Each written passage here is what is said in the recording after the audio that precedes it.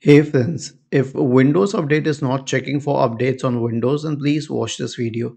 So let's assume a situation that you right-clicked on the Start button, selected Settings, went to Windows Updates, and clicked on Check for Updates, but nothing happened. So in this case, you can run the Windows Update Troubleshooter. Right-click on the Start button and select Settings from the menu. Go to the System tab on the list on the left-hand side. In the right pane, select Troubleshoot. Select Other Troubleshooters and click on Run corresponding to the Windows Update Troubleshooter.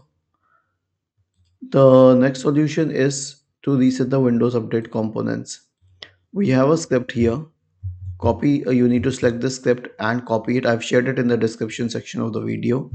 Search for command prompt in the Windows search bar and click on Run as Administrator. Paste the script here and hit enter.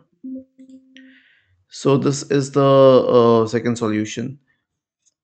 And I have shared the script with you in the description section of the video. I'll tell you what it does. It will stop the services associated with Windows updates. It will delete the Windows update profile. It will delete the contents of the software distribution cat2true folders. It will re-register the DLLs, and then it will reset WinSock, and then it will restart all the services. Was this helpful? If yes, then please subscribe to the channel, and if not, then let us know in the comment section of the video on how we could help you further.